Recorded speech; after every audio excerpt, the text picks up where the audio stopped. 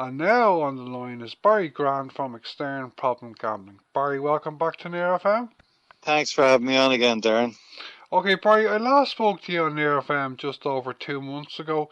I know there was great news last week in the area of gambling regulation in Ireland. Could you start off by reminding our listeners of what this great news is last week and give us a bit of a reminder as well about the whole process to get to this point? Well, the gambling regulation bill is a very important and lengthy piece of legislation. Was passed by Cabinet last week, so that means it can now go through the various stages through the Oireachtas before it becomes enacted, and the goal is, according to the Department of Justice, that it will be enacted by the summer, which would be brilliant. I mean, in terms of getting to this point, like there was a gambling control bill was published back in 2013. Numerous attempts have been made to kind of get that to this stage. It's never made it to this stage before, so it's great to have that. It's in the programme for government as well, so all the government parties are in favour of getting this over the line as far as we can see. Yeah, and there's a great bit of progress. Now, they haven't published the full bill yet. That might come out this week or maybe next week, so the devil could be in the detail on this, but we got some of the headline information on that last week. Yeah, I was just going to ask you about that, the information that the government have given so far. I think you know, Barry, that I interviewed Senator Mark Wall from the Labour Party late last week. He and his party are still in favour of banning gambling advertising completely or 100%, and he said that he and his colleagues in the Labour Party will have a number of amendments to the gambling regulation bill when it goes through the Oireachtas. Are there any areas, Barry, that you and Extern believe should make it into the final legislation that are not currently proposed by the government? Well, the government has proposed what's called a multi-operator self-exclusion scheme for online gambling, and people who might have had an online gambling account would know that you can do a thing called self-exclusion. It means that you're voluntarily barring yourself or excluding yourself from that site, and what we would see is somebody might decide they want to stop gambling, they self-exclude from one site, say Paddy Power, for example, and then a few days later they'd have a strong urge to gamble, so they'd open up a new account with Ladbrokes or Boyles or one of the others. With a multi-operator self-exclusion scheme, a person would be able to go to the regulator and say, look, I want to be barred from all of the online gambling companies that are licensed to operate in Ireland. And that can really help people to stop that kind of repeatedly relapsing with new accounts with different companies. So that would be really beneficial. Where I think the government have missed out on this new bill is they have not proposed a similar scheme for land-based gambling venues, so like betting shops or casinos or arcades. And now, that exists in the UK, it would be hugely beneficial to the people that we work with who go through our service. Because like that, if you're living in Dublin, I'd say you're living in Phibsborough and you self-exclude from your local bookie shop in Phibsborough, that has some value because we're creatures of habit and we tend to go to the same places. But if you have a strong urge to get a bet on, you can go up to Cabra, you can go into the city centre, you can go to Stony Batter or whatever and get your bet on. Whereas what we want to see, and it has been done in other jurisdictions like the UK, is a multi-operator self-exclusion scheme for land-based gambling venues. Again, similar process to online. And that could be hugely beneficial to people who have a gambling addiction and are trying to stop. Yeah, I hope the government TDs and the opposition TDs like Mark Wall, for example, are successful and the legislation is strengthened. I would personally, I don't know if you have an opinion, but I personally think that well, not all, but 98%, 99% of gambling advertising should be made illegal. I'm talking to you, Barry, today on Wednesday the 23rd, and I saw on Twitter this afternoon that the lead story in the UK Times newspaper today is about gambling. Can you tell our listeners, Barry, about what this story is and how, if at all, it relates to Ireland and the work that you do in Extern? What was the story in the Times on the front page is about a 42% increase in people seeking help from the NHS problem gambling clinics. They have a few of them up and running already. That's a very, very scary figure. it's difficult to draw a direct line with Ireland, I suppose, but certainly many of the services, ourselves included, have seen increases in people seeking help. It can go in kind of fits and starts. Things like the World Cup, which is on at the moment, maybe not during the World Cup, but directly after things like the World Cup and Cheltenham and other big sporting events, we usually see a big influx of people getting in contact. So, I mean, that UK figure, the cultures and the markets, the gambling markets are very, very similar in both countries. So that will be a worrying trend. I suppose the difference in the UK is that it's actually been made of part of the National Health Service, whereas in Ireland, what we currently have is lots of different charities, different NGOs, many of whom are funded by the gambling industry, providing those treatment services. I would prefer to see the funding of treatment services being completely separate from the gambling industry. Yeah, I agree with you there. I believe that they have a gambling regulator in the UK for some years now, but the country still has a significant gambling problem.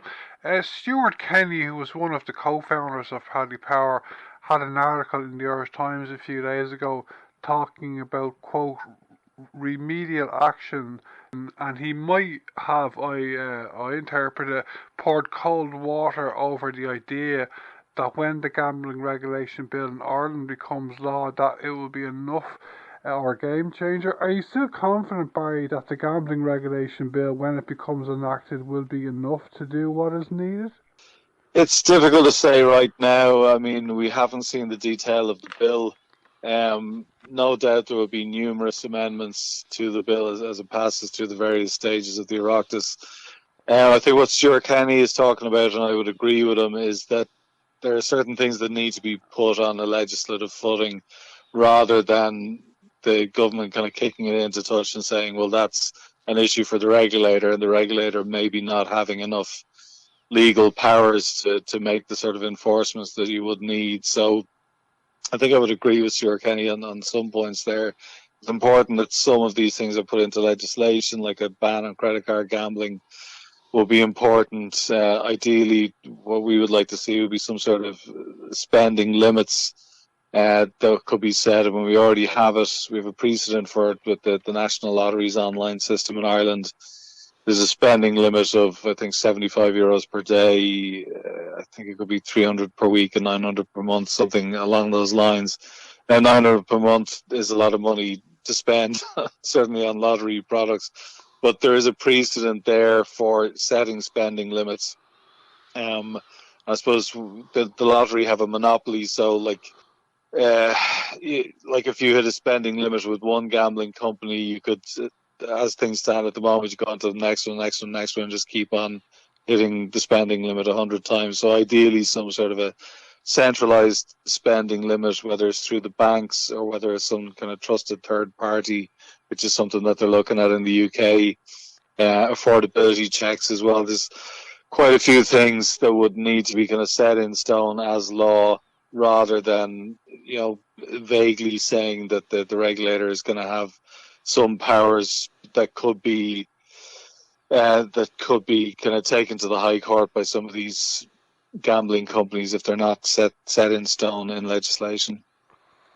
Stuart Kenny, I saw him on prime time, I think it was around 6 months ago, but I think he's a remarkable individual, do you?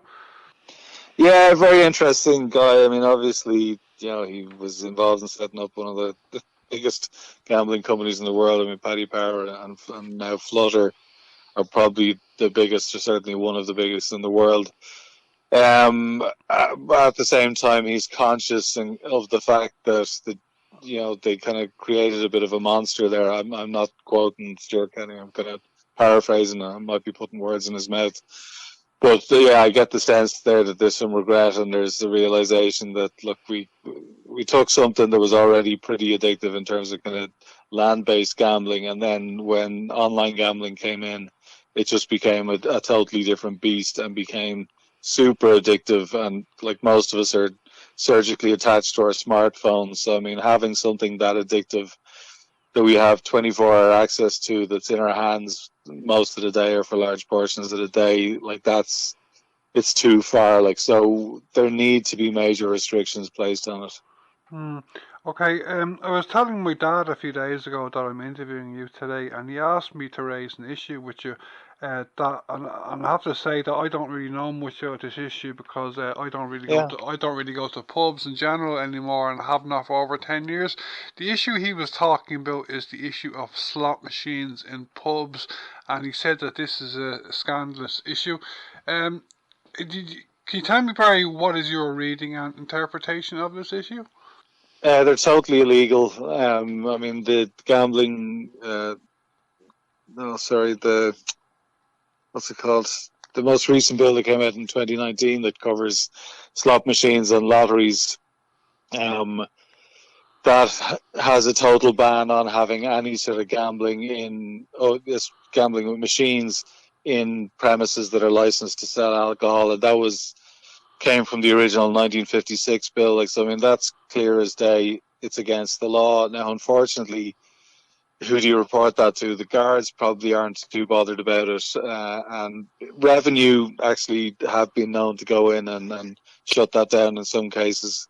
But it's completely illegal, and that's one of the things that we want to see the regulator doing when they come in.